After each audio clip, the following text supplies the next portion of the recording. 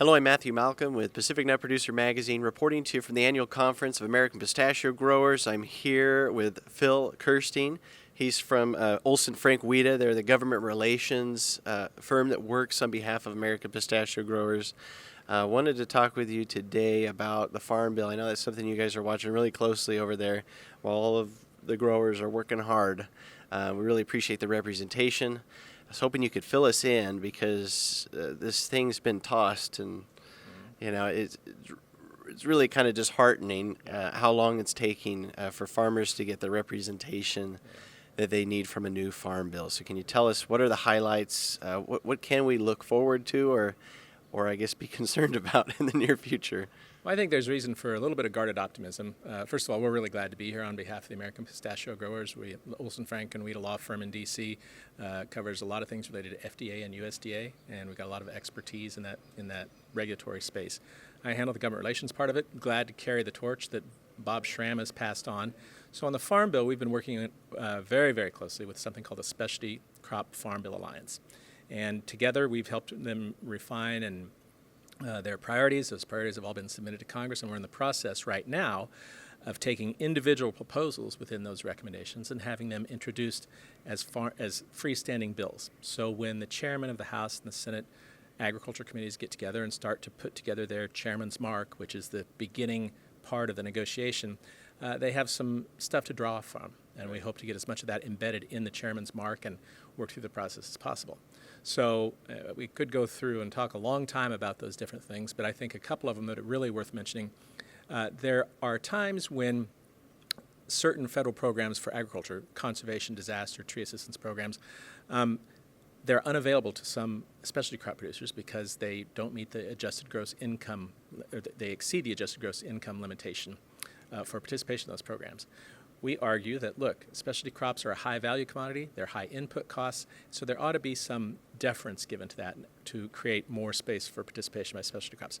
So we've got 3 different bills with bipartisan, bicameral co-sponsors that would say if you got 75% of your income is farm or farm-related, then you're eligible to participate in those programs. The other bill that we are working with a group on is to expand market promotion resources. The Market Access Program, administered by the Foreign Ag Service agency that I used to lead, is really one of the pillars of helping groups like APG and other sectors of agriculture promote their products overseas. Right. And so that has been at $300 million a year for quite a few years. In that same time, our exports have become more and more important to our farm economy.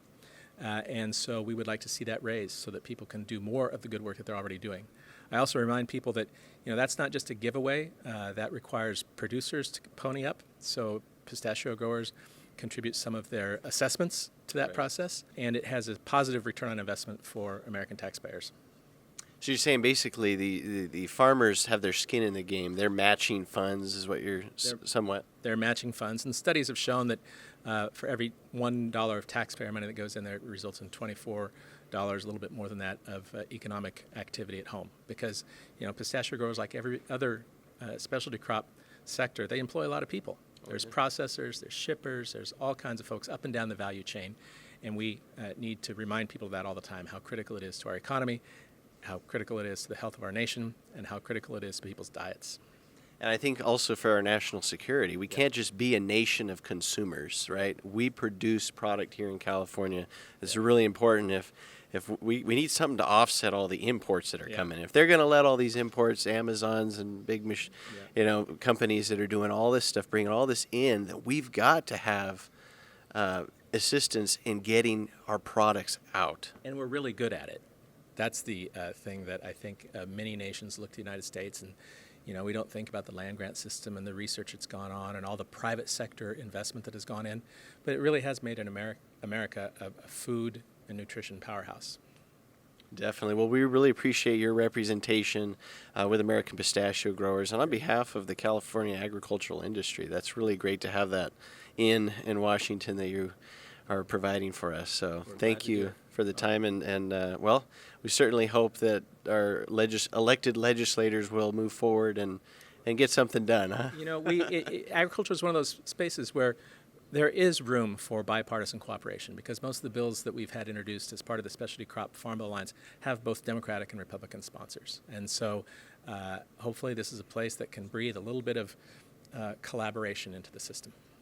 Awesome. Well said. Well, thank you so much. Read more about these things in our publications. I'm Matthew Malcolm, CaliforniaAgNet.com.